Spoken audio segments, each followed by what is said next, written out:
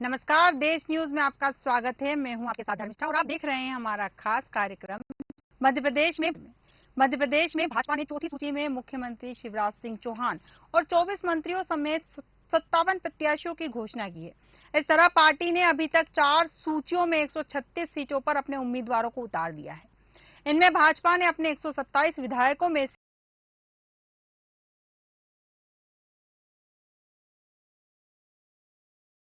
यानी अब 67 विधायक कसौटी पर है। इनमें 8 मंत्री भी हैं जिनका खतरे में नजर आ रहा है। वहीं खेल मंत्री यशोधरा राजे ने चुनाव लड़ने से मना कर दिया है। ऐसे में पूरी भाजपा की नजर अब अगली सूची पर लगी हुई है।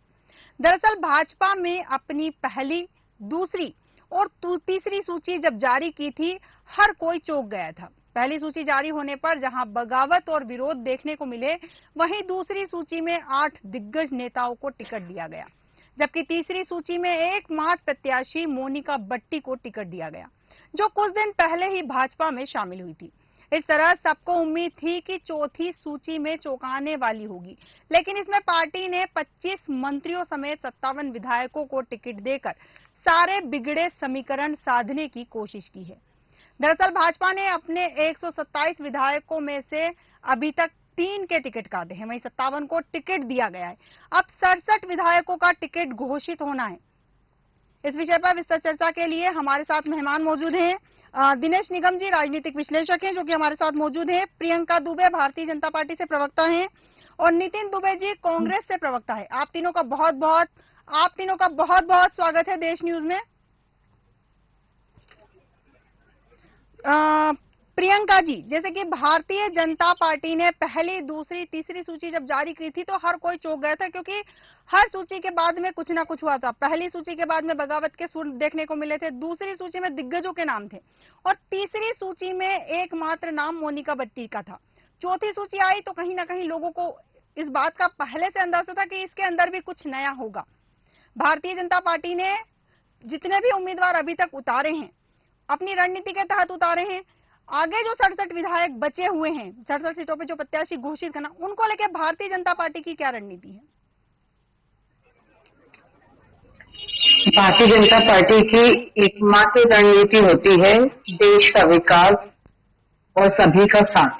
जब सबका साथ है तो भी देश की तरक्की होती है। और अभी तक जितने भी नाम आए हैं सूची के, तो हमारे केंद्रीय नेतृत्व भी, जिसे हमारे यहाँ के जनादेश को समझते हुए, जनता का हित समझते हुए, जन का मानस समझते हुए जो सर्वे करवाए गए थे, 5 सर्वे हुए, उनके अनुसार जितने इनपुट्स रहे हैं और उनके बाद जो अनुशंसा की है, उनको निर्धारित करने का या फाइनलाइज करने का जो कार्य है वो हमारे केंद्र नेतृत्व ने किया है जी। और उन्हीं के नेतृत्व में इलेक्शन की सारी निर्णय हो रहे हैं। तो ये नामों की जो सूचियां भी है, 136 जो कंप्लीट अभी तक आ चुकी हैं, वो उन्हीं के द्वारा तय की गई है और बाकी भी जो है बहुत जल्दी घोषित हो जाएंगे वो भी। और जैसा पहले आपने देखा कि 39 +1 प्लस अभी जो आए हैं टोटल 136 अभी तक हमारे लिस्टेड हो चुके हैं और सभी लोग, सभी सर्वमान्य जिस निकाले गए हैं उसका सभी ने सम्मान किया है और सब अपने अपने क्षेत्र में काम करने में लग चुके हैं जी। तो पार्टी का जो नेतृत्व है निर्धारित कर रहा है, जो माननीय मोदी जी के नेतृत्व में हम चुनाव लड़ रहे हैं जी, और जो तैयारियां चल रही हैं, तो उसमें सभी लोग उनके आदेश को, या जो हमारी कमेटी जो डिसाइड कर रही है उसके अनुसार योजनाएं बनाई जा रही है और उसके अनुसार वो धरातल पर उतर रहे हैं जी जी। दिनेश निगम जी, 2018 में चुनाव की घोषणा 6 अक्टूबर को हुई थी और मतदान 28 नवंबर को था, यानी 49 दिन का समय मिला था। और अब की बार घोषणा से मतदान तक 38 दिन का ही समय मिला है। लेकिन पिछले चुनाव में भारतीय जनता पार्टी ने अपने उम्मीदवारों की सूची 2 नवंबर को और कांग्रेस ने 4 नवंबर को घोषित की थी। क्या इस बार उम्मीद से पहले मतदान की तारीख आ गई है? क्या तारीख आने से कांग्रेस की, जो अभी तक की सूची नहीं आई है, तैयारी करने का समय कम नहीं मिलेगा? क्या है कि ये जो राष्ट्रीय स्तर के राजनीतिक दल होते हैं जी, इनमें एक पहलू ये भी रहता है कि जिसको टिकट देना है या जो उम्मीदवार बनाया जाएगा जी, उसको कहीं ना कहीं इशारा कर दिया जाता है कि आप जाकर के फील्ड में काम करिए जी।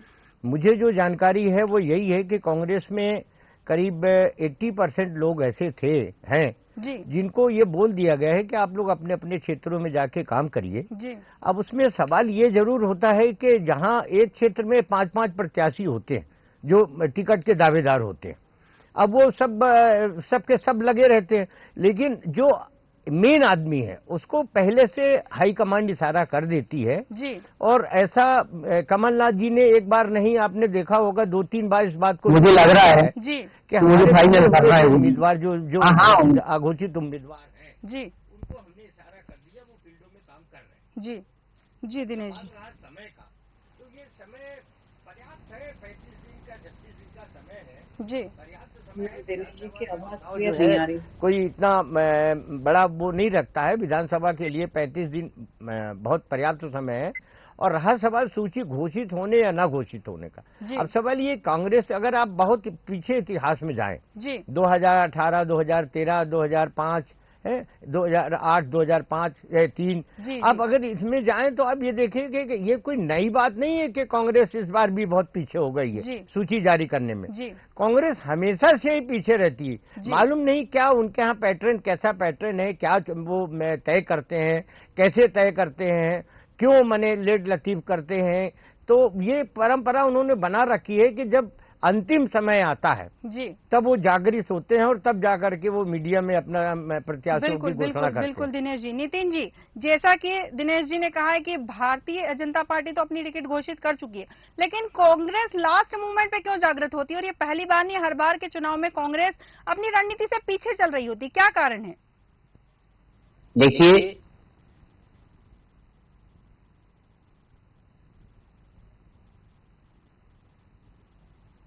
नितिन जी से शायद हमारा संपर्क ठीक से नहीं हो पाया है। जैसा कि प्रियंका जी, भाजपा 4 सूची में 136 उम्मीदवार अभी तक घोषित कर चुकी है। पहली सूची 39 सारी सीटों पर, उसकी सूची 17 अगस्त को ही आ गई थी, यानी हर 52 दिन में वह प्रचार कर रहे थे। इसमें भाजपा तो निश्चित ही फायदे में रहेगी क्योंकि उन्हें प्रचार प्रसार करने का पर्याप्त समय मिला है, और वहीं अगर कांग्रेस में देखें तो उन्हें प्रचार प्रसार करने का समय नहीं मिला है। भारतीय जनता पार्टी ने जिस सीट पर जिस प्रत्याशी को उतारा है वो उस सीट पर लगातार तैयारी कर रहे हैं, संपर्क बना रहे हैं जनता के साथ में। वहीं अगर कांग्रेस में देखा जाए तो एक ही सीट पर कई उम्मीदवार प्रचार प्रसार कर रहे हैं। ऐसे में आखिरी समय जब आएगा, जब टिकट की घोषणा होगी, तो उन्हें तो दिक्कतों का सामना करना पड़ेगा। लेकिन भारतीय जनता पार्टी को जल्दी सूची जारी करने का क्या फायदा मिला? देखिए, जो पिछले इसके पहले 39 सीट्स पे निकाला गया था, जो हमारा हमेशा कैटेगरी वाइज रहता है कैंडिडेट्स का, जो सबसे कमजोर सीट्स हैं, फिर इसके बाद मजबूत से मजबूत सबसे अच्छे। तो जहां हमें ऐसा लगा था, जैसे सबसे पहले हल्ला में मचा था, जो स्टार्टिंग में 39 सीट्स आई थी स्टार्टिंग की, तो उसमें सबका ये कहना था कि ये सबसे ज्यादा आपके हारे हुए कैंडिडेट्स हैं। तो एटलीस्ट वहां पर उन्हें वर्कआउट करने के लिए जो जनादेश है, वहां पर छोटी छोटी जो समस्याएं है जिसको लेकर के पिछली बार कुछ मिस्टेक हो गई होगी या जो कमी रह गई होगी, उसको नियंत्रित करने के लिए उनको पर्याप्त समय मिल पाया जी। और यही एक चीज है कि जो अभी तक भी जो सीट्स अभी तक डिक्लेयर हुई है, जो भी धीरे धीरे डिक्लेयर होती चली जा रही है, तो वहाँ जो कार्यकर्ता का मनोबल है वो भी बना रहता है और पार्टी की सक्रियता भी बनी रहती है और एक ऊर्जा का संचार होता रहता है जी। तो अगर टिकट पहले से डिक्लेयर हो जाती है तो तैयारी करने वाले को, जैसे कहते हैं कि एग्जाम के पहले तैयारी करने का पर्याप्त समय मिल जाए, बिल्कुल, तो ये तैयारी प्रत्याशियों के लिए हो रही है, पार्टी के लिए हो रही है। जैसा कि आपने कहा है कि एग्जाम के पहले जो तैयारियां होती थी, तैयारियां जो हो रही है पार्टी के प्रत्याशियों के लिए कि केवल पार्टी के लिए? क्योंकि पहली सूची जारी करने के बाद में बगावत के सुर देखने को मिले थे, दूसरी सूची के बाद में भी यही हालात थे, और तीसरी सूची जो जारी करी गई है मात्र एक नाम, उस पर भी लगातार विरोध प्रदर्शन किया गया है कार्यकर्ताओं के द्वारा। ये अगर हम बात करें तो शासन वातावरण रहता है, वो सभी जगह रहता है। अगर थोड़ा बहुत अगर किसी को लगता है, लेकिन जो नाम डिसाइड हुए हैं वो सर्वे के अनुसार हुए हैं, यानी वहाँ कहीं ना कहीं जनादेश उन नामों के ऊपर था, उनकी वो रुझान था, तभी तो उन्हें प्रत्याशी बनाया गया है। और चूंकि वो पार्टी के बैनर में ही चुनाव लड़ रहे हैं, चुनाव चिन्ह तो हमारे कमल का फूल ही है, तो प्रत्याशी जीते या पार्टी जीते ये तो सवाल ही नहीं होना चाहिए। अगर हारेगी वहां पर तो नेचुरली है कि अगर पार्टी की तैयारी पार्टी के निर्देश अनुसार ही हो रही है वहां पर, तो प्रत्याशी जो भी फॉलो कर रहा है वहां पर पार्टी के निर्देशों को ही कर रहा है जी। तो जो हमारे पहले तो सूची निकल आई है तो उस समय हमें ग्राउंड लेवल तक एक ही योजना को लागू करना चुनाव संबंधी जी उसके अनुसार तैयारियां करने का पर्याप्त समय मिल रहा है हम प्रत्याशियों को। जी प्रियंका जी, आखिर प्रत्याशियों के कंधे पर पार्टी की ही जिम्मेदारी है ना, अलग से तो नहीं। बिल्कुल बिल्कुल, जैसा कि आपने कहा आराम से उनको डैमेज कंट्रोल करने का मौका मिलेगा। ठीक है, देखते हैं भारतीय जनता पार्टी कितना डैमेज कंट्रोल कर पाती है। नितिन जी जुड़ चुके हैं। नितिन जी, वही सवाल आपसे फिर से, अब तक आवाज आप और पा रही है मेरी? नितिन जी को सुन जी मैम, मैं नितिन जी को सुन नहीं पा रही हूँ। जी जी नितिन जी, आपकी आवाज हम तक नहीं पहुंच पा रही है। नितिन जी, आपकी आवाज नहीं आ रही है, शायद कोई टेक्निकल एरर है। दिनेश जी, जैसा कि हेलो, हाँ, आपकी आवाज आ पा रही है, बोलिए। जी जी बिल्कुल बिल्कुल जी जी, सवाल दोहराएं प्लीज। सवाल वही कि कांग्रेस लेट लतीफ क्यों करती है, जैसा कि दिनेश जी ने कहा था साफ साफ कि जागृत नहीं हो पाती, आखिरी मोमेंट पे जाकर कांग्रेस पार्टी जागृत होती है, आखिरी में जाकर उन्हें पता चलता है कि हमें सूची जारी करना है, हमें तैयारियां करनी है। जिस पार्टी ने जी इस देश को आजादी दिलाई, जी जिस पार्टी ने इतना बड़ा तंत्र खड़ा किया, जी इतनी ज्यादा सुविधाएं लोगों को दी, और आजादी के बाद से जी देशभक्ति में कांग्रेस का कोई रिकॉर्ड नहीं है, कोई सोनी नहीं है। जी कोई पहले अगर लिस्ट जारी हो जाती है तो ये क्या जीत का आधार होता है? लिस्ट हर पार्टी अपनी गतिविधि के आधार पर तय करती है। अब भारतीय जनता पार्टी में तो जो आदमी डमरू बजा के लीडरों को इकट्ठा कर ले, पब्लिक को जय श्री राम के नारे लगा दे और गमछा डाल ले, तिलक लगा ले, त्रिशूल रख ले, उसको टिकट मिल जाता है। ये आधार है भाजपा में टिकट का। लेकिन कांग्रेस पार्टी में इस तरह का कोई आधार नहीं है। जब तक व्यक्ति जीतने वाला नहीं होगा, पब्लिक का हितैषी नहीं होगा, देशभक्त नहीं होगा, जनता की सेवा करने के लिए प्रतिबद्ध नहीं होगा, तब तक पार्टी किसी को टिकट नहीं देती है। यहाँ तो देशभक्तों की सेना खड़ी की जाती है, आडंबर वालों की सेना नहीं, दुराचारियों की सेना नहीं, सद्भावना बिगाड़ने वालों की सेना खड़ी नहीं है ये। जी जी प्रियंका जी। प्रियंका जी जी, जैसा कि मुझे अफसोस है कि भाई साहब को फिर से तिलक और गमछे से दिक्कत होने लगी है। ये लोग घटक दलों का पुराना नारा भी आपके डमरू बजाने से और नोटंकी से राजू और तलवार, इनको मारो जूते चार। गमछा तो हम भी डालते हैं, इनके घटक दलों का था जिनके साथ गठबंधन करके बैठ गए हैं आज। तो इनकी समस्या समझ में आती है, और ये जो हमारे पर देशद्रोह और इन सब चीजों के आरोप लगाते हैं जी। तो ओसामा जी, हाफिज जी, सईद जी या अगर हम बात करें इनके जो नेता है आतंकवादियों के कोई आंसू बहाते हैं, वो जो सर्जिकल स्ट्राइक जैसी चीजों के सबूत मांगते हैं, तो ये देशभक्ति है इनकी। जो देश की बुराइयां जाकर के दूसरी यूनिवर्सिटीज के ऊपर उटपटांग बयानबाजियां करते हैं कि राष्ट्रीय नेतृत्व, वो देशभक्ति है। या अगर हम कहें कि जो इनके नेता जो कि हमारे गोपनीय दस्तावेजों को दूसरों को भेजते रहे, यहाँ तक कि इनके नेहरू जी ने एडवीना जी को अपनी पूरी जानकारी, भारत जब आजाद हो गया था उसके बाद इन्होंने अपने घर की पूरी जानकारी जो है नेहरू जी ने मांगी, नेहरू जी ने जानकारी बात करते हैं क्या? ये देशभक्ति, बजरंग दल के बहुत से ऐसे लोग हैं, कौन से देशभक्ति है जो कि हमारी गोपनीय गतिविधियों में देते हैं, गाय के ट्रक रवाना करके आप चर्चा लेते हो और आप फालतू की बात कांग्रेस के ऊपर आरोप लगा रहे हो, हर कुछ। जो डिबेट का मुद्दा है, ओसामा जी का क्या मुद्दा है? कौन ओसामा? कौन मानता है उसको कांग्रेस में? हर कुछ ही अपने मन से जो है मुद्दे बनाए चले जाते हो। आज जनता जो है बेरोजगार है, आज जनता के पास जो है संसाधन नहीं है, आज जो है स्थिति नल जल योजना आपकी, अटल ज्योति योजना, मुद्दे से ना भटके, नितिन जी मुद्दे से ना भटके। सवाल मेरा आपसे भी एक ये है कि जैसा कि आपने कहा कि भारतीय जनता पार्टी तिलक वाले को, गमछे वाले को मौका देती है, क्या कांग्रेस में तिलक वालों को टिकट नहीं मिलेगा? आप मेरी बात को समझ ही नहीं पाए। मैंने कहा जो व्यक्ति भाजपा में, हाँ मैं समझाता हूँ आपको, भाजपा में चलती है नोटंकी, बहरूपिया देखा है आपने? बहरूपिया जिसका कोई चरित्र वो बनाता है, कभी पुलिस का इंस्पेक्टर बन जाता है, कभी IAS अधिकारी बन जाता है। तो ये भाजपा की कार्यप्रणाली है। मेरे कहने का आशय ये है कि भाजपा में नौटंकीबाजों को टिकट दी जाती है, जो डमरू बजा के पब्लिक को इकट्ठा करे, जो सद्भावना को बिगाड़े, जो फर्जी तरीके से अपने आप को धार्मिक बताए जी। और समाज में द्वेष पैदा करे, वो भारतीय जनता पार्टी का लीडर कहलाता है। लेकिन कांग्रेस में ऐसी कोई बात नहीं है, यही तो मैं कहना चाहता हूँ। जी जी प्रियंका, कांग्रेस में देशभक्त समाज सेवकों को टिकट दिया जाता है।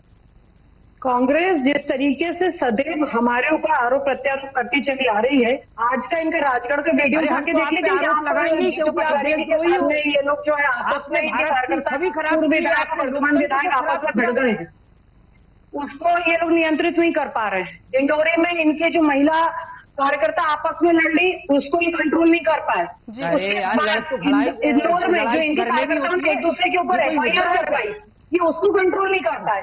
ऐसी परिस्थिति में कांग्रेस के पास में कैंडिडेट तो होना ही नहीं चाहिए। ये लोग लास्ट मोमेंट तक इसलिए कैंडिडेट घोषित नहीं कर पाते हैं क्योंकि ये आपसी कलह को नियंत्रित ही नहीं कर पाएंगे। पितृपक्ष चल रहे हैं, इनके पास में कार्यकर्ता आपस में मंच पे भिड़ रहे हैं। हमारे इनकी जो अनुशासनहीनता है और जो इनकी जो बदतमीजी और वाहियातपना जो इनकी आदत इनकी पार्टी में जो आदत हो चुकी है लोगों की आपस में लड़ाई झगड़ा करने की, कलह करने की, ये जनता देख रही है और जनता इनको पूरी तरह से नकार चुकी है क्योंकि न इनकी नीतियों को समझ में आती है, न नीयत। ये आपने करेंगे कब हमें लिस्ट जारी करना चाहिए, और ये कोई आधार है जीतने का? जिसकी सीट पहले आ जाएगी वो जीत जाएगा। करते कोई बात है अभी मानसिक तौर पे इतने गुलाम हो चुके हैं कि ये कोई निर्णय स्वतंत्र तौर पे लेना ही नहीं चाहते और लेने में सक्षम भी नहीं है।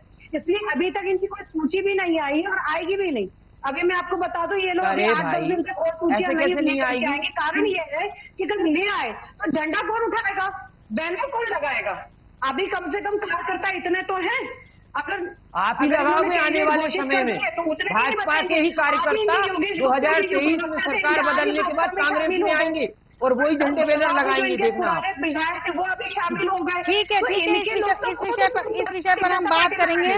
दिनेश निगम जी, जैसा कि अभी नितिन जी ने कहा कि हम अभी पितृपक्ष चल रहे हैं, हम पितृपक्ष खत्म होने का इंतजार कर रहे हैं, सूची के लिए भी शुभ मुहूर्त का इंतजार कर रही है कांग्रेस? ये तो अपनी अपनी सोच है और अपनी अपनी कल्पना है। इस मामले में अपन क्या टिप्पणी करेंगे कि किसकी क्या सोच है। हो सकता है उनको किसी बहुत बड़े ज्योतिष ने ऐसा कोई ज्ञान दिया हो कि आप ऐसे दिनों को ही चुने कि प्रत्याशियों की घोषणा आप ऐसे समय में करें जो शुभ लाभ काम आ सके। दिनेश जी, लेकिन ये लोग तो उसके भी पहले घोषणा करने वाले थे। टिकट तो इनकी पहले मतलब 6 महीने पहले से तैयारी हुई थी सूची निकालने के। देखिए मेरा कहना उसमें ये है, नहीं मैं अभी दोनों के डिबेट के वो सुन रहा था। मैं कह रहा हूँ कि ये अभी जिस चर्चा के लिए अपन बैठे हैं उस चर्चा में अपन बात करें। अभी तो आपको 35 दिन का समय फील्ड में ये दोनों को लड़ने के लिए बहुत मिला हुआ है। ये सब आप जमीन में ले जाइएगा, आप अपनी बात बताइए, वो अपनी बात बताइए, है ना। अभी सिर्फ ये है कि मैं ये कह रहा हूँ कि हो सकता है कि किसी ने सलाह दी हो कांग्रेस के प्रमुख लोगों को कि नहीं आप ऐसा अभी पितृपक्ष में मत करिए, आप जब शुभ दिन आए तब सूची जारी करिए। पर उसमें सवाल एक उठता है, मैं प्रवक्ता कांग्रेस जनों से जानना चाहूंगा कि उन्हीं के नेता ने ये कहा था कि हमने जो सर्वे कराया है, सर्वे के आधार पे कांग्रेस मैंने जल्दी से जल्दी प्रत्याशियों का चयन करेगी। ये बहुत पहले कहा था उन्होंने, है ना। तो क्या कारण है कि कांग्रेस हमेशा, कोई आज की बात नहीं है, ये चुनाव की बात नहीं, आप अगर चुनाव का इतिहास उठा करके देख ले 30 साल 35 साल का, तो मुझे 42 साल हो गया इसमें फील्ड में, पत्रकारिता में, मैंने कई चुनाव देखे हैं। अक्सर होता है कि कांग्रेस हमेशा अंतिम क्षणों में अपना चेहरा सामने लाती है, अपने प्रत्याशी का चेहरा सामने लाती है।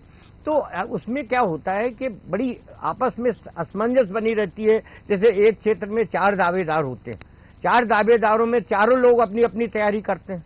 अब चारों में से चुना एक ही जाता है तो 3 में वो आक्रोश फैलता है कि वो सोचता है फिर अब देखते हैं हम ये कैसे जीतेगा, है ना। ये एक माहौल जो बनता है, ऐसी स्थिति आप डालते क्यों हैं?